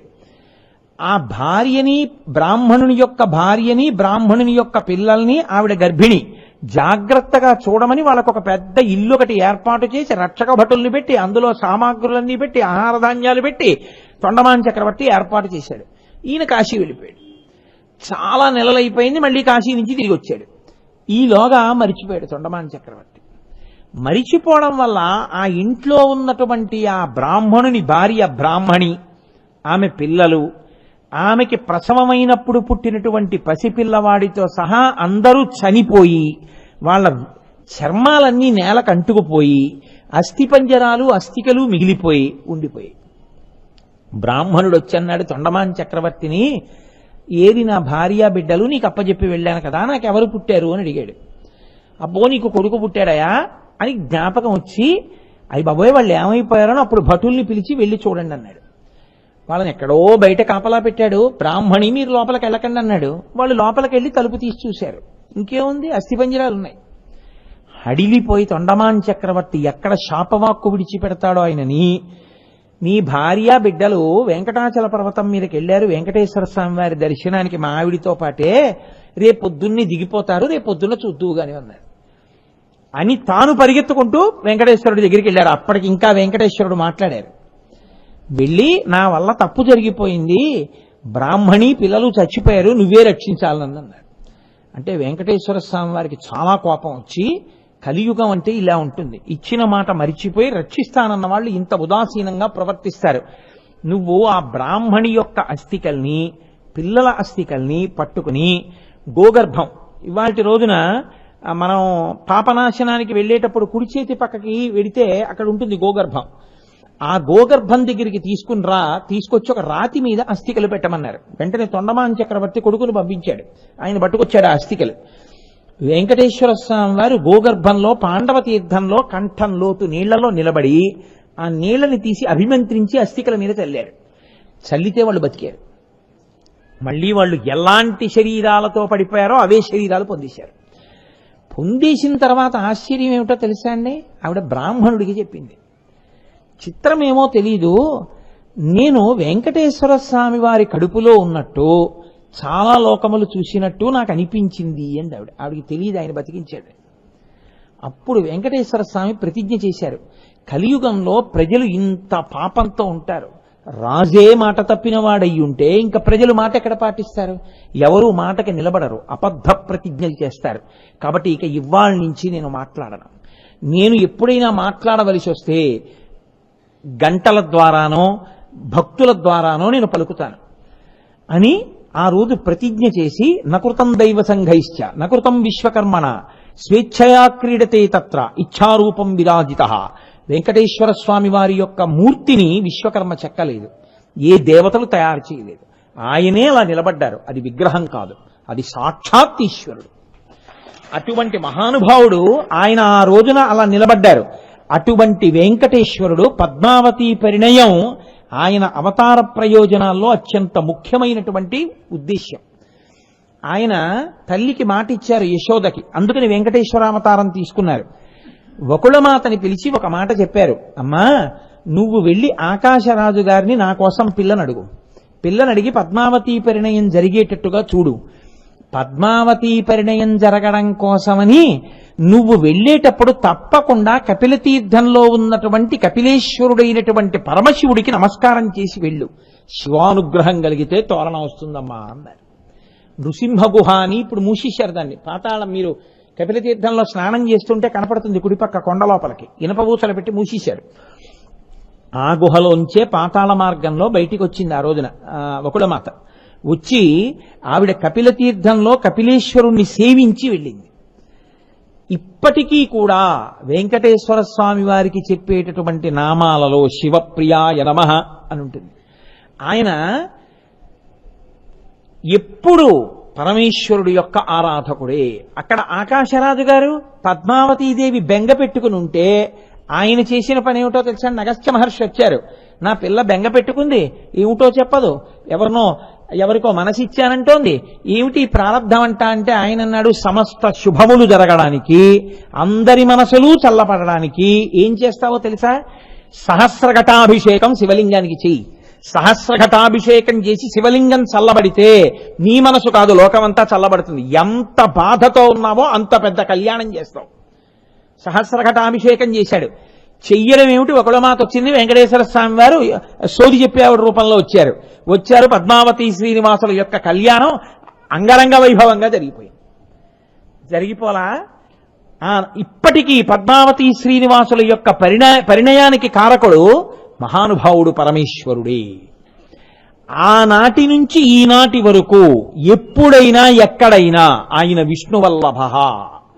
అందుకే వాళ్ళిద్దరి మధ్యకి వెళ్ళడం, వాళ్ళిద్దరికీ భేదం చెప్పడం, వాళ్ళిద్దరి మధ్యలోకి వెళ్ళి వీళ్లకన్నా వాళ్ళు గొప్ప, వాళ్ళకన్నా వీళ్ళు గొప్పని తీర్పులు చెప్పే ప్రయత్నం చేయడం ఎన్నడూ చెయ్యకూడదు. శివుణ్ణి నిందించి శివుణ్ణి ఆరాధించినటువంటి వాణ్ణి విష్ణువు ఆదరిస్తాడని మీరు ఎలా అనుకుంటున్నారు? తెల్లవారి లేస్తే మనకి పురుషార్థ సమన్వయమైనటువంటి మహాభారతం, రామాయణాది కావ్యములు, శివకేశవులు ఎంత కలిసి ఉంటారో మనకి చూపిస్తున్నాయి. రావణ సంహారం చేసిన తర్వాత రామేశ్వరంలో శివలింగ ప్రతిష్ఠ మహానుభావుడైనటువంటి రామచంద్రమూర్తి చెయ్యలా? విష్ణువల్లభ, నిరంతరము శ్రీ మహావిష్ణువుని ఆయన కాపాడుతూనే ఉంటారు. కాదు, అసలు తాత్పర్యమెరిగినటువంటి ఋషి సదృశులైనటువంటి వారు, ఋషులైనటువంటి వారు ఎన్నడూ ఉపమానం చూపించవలసి వస్తే శివకేశవులకు అభేదం లేని ఉపమానాలే చూపించారు. నేను మీకు ఒక్క సందర్భం చూపిస్తాను. బాలకాండలో విశ్వామిత్ర మహర్షి వచ్చారు రామలక్ష్మణుల్ని తీసుకెళ్ళడానికి.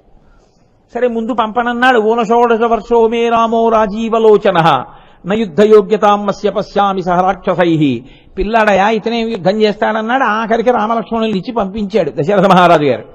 ఈ పిల్లలిద్దరినీ పట్టుకుని వెడుతున్నటువంటి విశ్వామిత్రుణ్ణి వర్ణన చెయ్యవలసి వస్తే ఉపమానం ఏమని వేశారో తెలుసా అండి వాల్మీకి మహర్షి?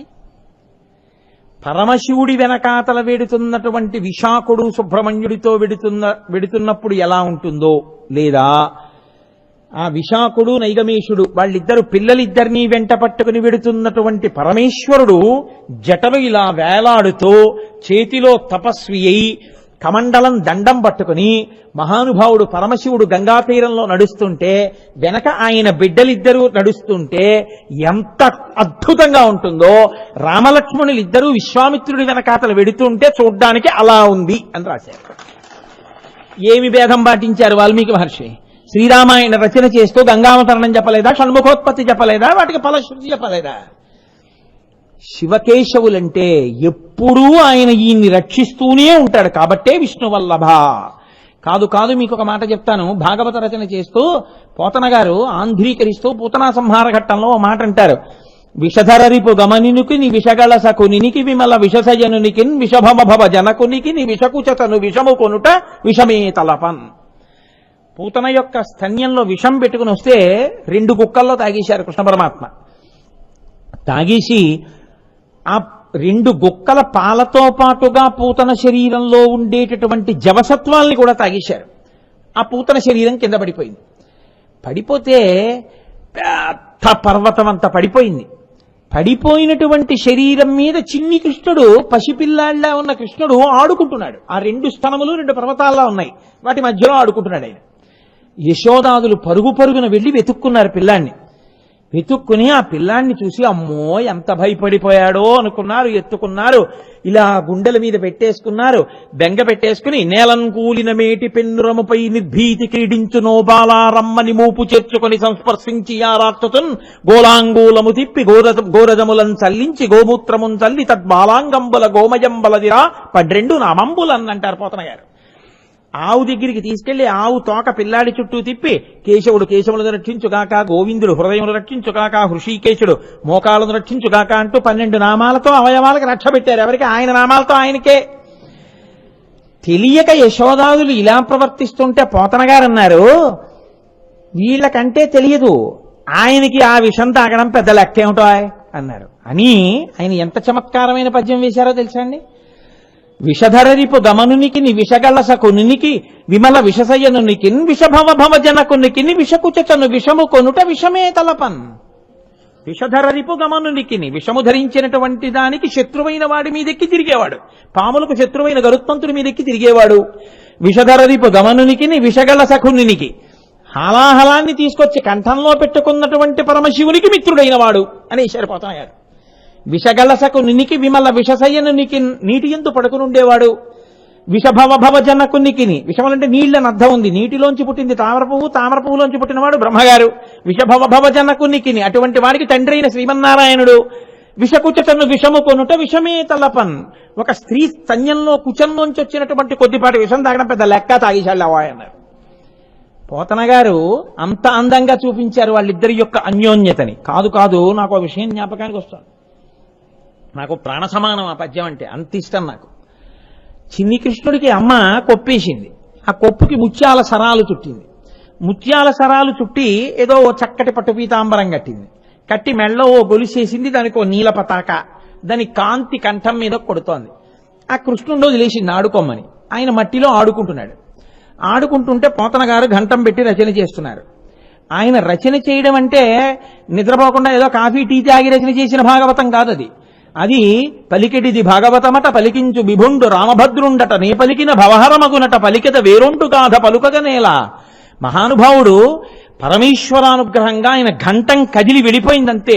కాయలు కాచిపోయినవిలే అరచేతుల వ్రతఘంటపున్ రాపిడి చేతనో కరకు నాగలి మేడిని పట్టి సైద్యమున్ చెయ్యుట చేతనో ఓ కృషీవలా నీ వ్యవసాయ దీక్ష కాహాయని ఇంతలేసి కనులు అర్పక చూసిరిలే దివౌకసుల్ అంటారు మహానుభావుడు కరుణశ్రీ గారు.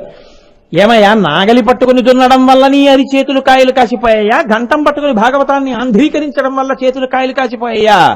అలా ఆంధ్రీకరించారు. పోతన గారి భక్తి అంటే సామాన్యమైన భక్తి కాదు. ఆయన ఆదివరాహావతార ఘట్టాన్ని ఆంధ్రీకరిస్తున్నారు. రాజుగారు పోతన గారిని పట్టి తీసుకురమ్మన్నారు. భాగవతాన్ని ఆయనకి అంకితం ఇవ్వట్లేదని సైన్యం అంతా వెళ్ళింది. ఆయన ఉన్నటువంటి కుటీరం ముందు ఒక పెద్ద అడవి పందితోటి పడుకుంది. అది నోరు విప్పి కోరలు చూపిస్తే భయపడిపోయి సైన్యం అంతా వెనక్కిపోయింది. సాక్షాత్తు రాజుగారే వచ్చాడు. ఆ పందిని చూసి హడిలిపోయాడు రాజుగారు కూడా. ఎవరూ పర్ణశాలలోకి వెళ్ళలేకపోయారు. ఓహో, పోతన గారిని ఈశ్వరుడు రక్షిస్తున్నాడాయా, నేను అంకితం అడగను. పోతన గారికి నమస్కారం చెయ్యాలనుకున్నాడు. పంది వెళ్ళిపోయింది. ఈయన పర్ణశాలలోకి వెళ్ళాడు. మహానుభావ పోతన గారు, మీ దర్శనానికి వచ్చామన్నాడు. ఆహా అలాగా, మా సైన్యం వచ్చింది, నేను వచ్చాను, లోపలికి వద్దామంటే రాలేకపోయాం, బయట పంది పడుకుంది, అది కాపు కాస్తోంది, మీ యొక్క పర్ణశాలని రక్షిస్తోంది. ఆ అడవి పందికి మీకు ఎలా స్నేహం? ఆయన అన్నారు, అడవి పంది నా పర్ణశాలని ఇంతసేపు కాపలా కాసిందంటే అది సామాన్యమైన అడవి పంది కాదు. లోపల నేను ఆదివరాహమూర్తి యొక్క ఆవిర్భావ ఘట్టాన్ని ఆంధ్రీకరిస్తున్నాను. ఆ యజ్ఞవరాహమే పర్ణశాల బయట కూర్చి పడుకుని నన్ను కాపాడింది. మహానుభావ, నా కోసం ఇంత శ్రమ పడ్డావా అని నమస్కరించారు పోతన గారు. అటువంటి పోతన గారు భాగవత ఆంధ్రీకరణ యందు అమ్మ చిన్న కొప్పు వేసి వాటికి ముత్యాలు చుట్టి ఓ పట్టు పీతాంబరం కట్టి కాళ్ళకి చిన్న చిన్న మువ్వలు పెట్టి ఓ చిన్న ఉత్తరీయం లాంటితోటి నడుముకి కట్టి ఆ చిన్ని కృష్ణుడికి మెళ్ళో ఓ నీలపతాక వేసి దాని కాంతి కంఠానికి కొడుతుంటే దృష్టి తగలకుండా బుగ్గనో చుక్క పెట్టి ఆ పిల్లాన్ని విడిచిపెట్టింది. ఆయన పిల్లవాడు కదండి, పిల్లవాడిలా ప్రవర్తించాడు కదూ. మరి అక్కడికి వెళ్ళి ఆయన మట్టితో ఆడుకుంటున్నాడు. ఆంధ్రీకరిస్తున్నటువంటి పోతన గారికి అకస్మాత్తుగా ఆడుకుంటున్న చిన్ని కృష్ణుడిలో శంకరుడు కనబడ్డాడు. ఆయన ఘంటం పద్యం ఎలా పడిపోయిందో తెలుసా అండి? తనువునంటిన ధరణీపరాగంబు పూసిన నిరిభూతి పుతగాగ ముందర వెలుగొందు ముక్తాలలామంబు తొగల సొంగడిగాని తొనకగాగ పాలభాగంబుపై పరగు నావిరి బొట్టు కాముని కాల్చిన కన్నుగాగ కంఠమాలికలోని ఘననీల రత్నంబు కమనీయమగు మెడ కప్పుగాగ హారవల్లులు రగ హారవల్లులు కాగ బాలలీల ప్రౌఢ బాలకుండు శివుని పగిది నొప్పె శివునకును తనకును వేరులేమి తెలియ వెలయునట్లు. మట్టితో ఆడుకుంటున్నటువంటి చిన్ని కృష్ణుడు మట్టి తీసి మీద పోసుకుంటుంటే ఒళ్లంతా విభూతి రాసుకున్నటువంటి పరమేశ్వరుడు నాకు దర్శనమయ్యాడు. చిన్ని కృష్ణుడికి అమ్మ కొప్పు వేసి ఆ కొప్పుకి కట్టినటువంటి ముత్యాల సరాలు నాకు పరమశివుడి యొక్క జటాజూటంలో పెట్టుకున్న చంద్రవంకలా కనపడుతున్నాయి. కళాభ్యాం చూడాలంకృత శిశికళాభ్యాం నిజతపఫలాభ్యాం భక్తేషు ప్రకటిత ఫలాభ్యాం భవతు మే శివాభ్యాం అస్తోక త్రిభువన శివాభ్యాం హృది పునర్భమాభ్యాం ఆనందస్ఫురతనుభవాభ్యాం నతిరియం అని కదా శంకరాచార్యుల వారు అంటారు. ఈశ్వర అటువంటి మీకు నా నమస్కారమగుగాక అంటారు. కాబట్టి ఆ చిన్ని కృష్ణుడి యొక్క కొప్పుకి కట్టినటువంటి ముత్యాల సరాలు పరమశివుడి యొక్క కొప్పులో ఉన్న చంద్రవంకలా కనపడుతున్నాయి. ఆయన మెడలో అమ్మ వేసినటువంటి హారానికి ఉన్నటువంటి నీలమణి యొక్క కాంతి కంఠానికి కొడితే నాకు గరళకంఠుడైనటువంటి నీలకంఠుడు నాకు దర్శనమయ్యాడు. ఆయన మెడలో అమ్మ ముత్యాల హారాలు వేస్తే నాకు సర్పాలు ఆభరణములుగా కలిగినటువంటి పరమేశ్వరుడు ద్యోతకమవుతున్నాడు. నాకు ఆ చిన్ని కృష్ణుడు నా వంక చూసి, పోతనా శివుడొకడు కృష్ణుడొకడు అనుకున్నావా? శివుడు కృష్ణుడు రెండు కాదు. శివుని పగిది నొప్పే శివునకును తనకును వేరులేమి తెలియవెలయునట్లు పోతనా శివకేశవులని ఇద్దరు లేరు, ఉన్నదొక్కటే పదార్థం. ఆ పదార్థమే ఇలా కనపడుతోంది. ఉన్నదొక్కటేనయ్యా అని నాకు పాఠం చెప్తున్నాడా అన్నట్టుగా నాకు చిన్ని కృష్ణుడు దర్శనం అయ్యాడని పోతన గారు ఆంధ్రీకరించారు. అంతకన్నా గొప్పవాడు కావుగా భేదాలు చెప్పడానికి. కాబట్టి ఉన్నదొక్కటే పదార్థం. మహానుభావుడు రుక్మిణీ కళ్యాణాన్ని ఇప్పటికీ లోకంలో రామాయణంలో జయచ్చతి బలోరామో లక్ష్మణశ్చ మహాబల రాజాజీతి సుగ్రీవో రాఘవేణాభిపాలిత ఆ మంత్రానికి ఆంధ్రానువాదం ఎక్కడైనా చెప్తే జయచ్చతి బలోరామో చదివితే ఎంత శక్తి వస్తుందో అంత శక్తి ఆవిర్భవిస్తుందని చెప్పగలిగినటువంటి ఆంధ్రానువాదం లేదు. కానీ రుక్మిణీ కళ్యాణం పద్యాలు సంస్కృత భాగవతంలో వ్యాసుడు చేసినవి చదువుకుంటే ఎంత ఫలితమో తెలుగులో పోతన గారు చేసినవి చదువుకున్నా అంతే ఫలితం. తెలుగు భాషకే గౌరవాన్ని తెచ్చి ఈశ్వర శక్తిని భాషలో పెట్టినటువంటి మహానుభావుడు పోతన గారు. పోతన గారిని తలుచుకోకపోవడం మన జాతి కృతజ్ఞతకి పరాకాష్ట. అటువంటి మహానుభావుడు పోతన గారంటే సహజ పాండిత్యం, గొప్ప ఋషి. అటువంటి పోతన గారికి భాగవతాన్ని ఆంధ్రీకరిస్తుంటే శివకేశవుల యొక్క అభేద దర్శనమైంది. అందుకే మహానుభావుడు విష్ణువల్లభ పోతన గారు భాగవతాంధ్రీకరణ చేస్తూ ఎన్ని చోట్ల ఇద్దరికి అభేదం చెప్తారు. ఆ తృణావర్త సంహార ఘట్టంలో కూడా ఒక్కసారి గట్టిగా మెడ పట్టుకున్నాడు చిన్ని కృష్ణుడు ఆ తృణావర్తుడిది. ఆ తృణావర్తుడు పైనుంచి కింద పడిపోతున్నాడు. పడిపోతుంటే పోతన గారు ఆంధ్రీకరించిన పద్యం ఏమిటో తెలుసా అండి? హరికరతల పీడనమున్న పర్వశుడై రాలమీద భగ్నాంగకుడై సురవైరి భటుడు కూలెను పురభంజను గోలకూలు పురమంబోలెన్. గట్టిగా చిన్ని కృష్ణుడు కంఠాన్ని పట్టుకున్నప్పుడు పడిపోయినటువంటి తృణావర్తుడు పరమేశ్వరుడు నిలబడి బాణప్రయోగం చేసినప్పుడు పడిపోయినటువంటి త్రిపురములు ఎలా ఉంటాయో అలా ఉన్నాడు. కాబట్టి నిరంతరము శివుడు విష్ణువుని రక్షిస్తూ ఉంటారు. నిరంతరము శివుడు ఆ విష్ణువునే ఎప్పుడైనా పరమమిత్రుడిగా స్వీకరించి ఈయనకి కావలసింది ఆయన్ని అడుగుతూ ఉంటారు. అందుకు కదూ నేత్రార్పణేశ్వర దేవాలయము అని ద్రవిడ దేశంలో ఉంది. ఒక కన్నునే తీసి పూజ చేశాడు శివలింగానికి మహానుభావుడు శ్రీ మహావిష్ణువు అంటే. అంతటి పరమభక్తుడు. అందుకే ఎక్కడ శివభక్తి ఉందో అక్కడ విష్ణువు యొక్క అనుగ్రహం కూడా ప్రసరించేస్తుంది. మహాభారతం అంతా ఆయన చెప్పింది అదే కదండి. శివుణ్ణి ఆరాధన చేయి, శివుణ్ణి ఆరాధన చేయి, శివుణ్ణి ఆరాధన చేయి. మహానుభావుడయ్యా శివుడంటే ఎన్ని సందర్భాల్లో ఎన్ని చోట్ల బోధ చేశారో, ఎన్ని చోట్ల వేదవ్యాస మహర్షి బోధ చేశారో. శివుడంటే అటువంటి మహానుభావుడై నిరంతరము విష్ణువుని రక్ష చేస్తుంటారు. కాబట్టి వాళ్ళు ఇద్దరి మధ్య ఉన్న అనుబంధాన్ని విష్ణువల్లభ, విష్ణువుకి ఉపాస్య దేవత అయి శివుడు ఉంటాడు. నిరంతరము శివుడు విష్ణువుని రక్షిస్తాడు. శివకేశవులిద్దరూ పరమమిత్రులై ఉంటారు తప్ప వాళ్ళ మధ్య ఎన్నడూ భేదం ఉండదు. వాళ్ళిద్దరూ అంత గొప్ప స్వరూపము అని మనకి చెప్పడానికే ఈ శివాష్టోత్తర శతనామ స్తోత్రంలో విష్ణువల్లభ అనేటటువంటి అద్భుతమైన నామాన్ని మహానుభావులు మనకి అనుగ్రహం చేసి ఉన్నారు. చాలు, ఒక్క నామం మాత్రమే నడిచింది ఇవాళ, కానీ ఏమి బెంగలేదు. ఏకశబ్ద సమ్యజ్ఞాత సృష్ట ప్రయుక్త స్వర్గే లోకే కామదుగ్భవతి.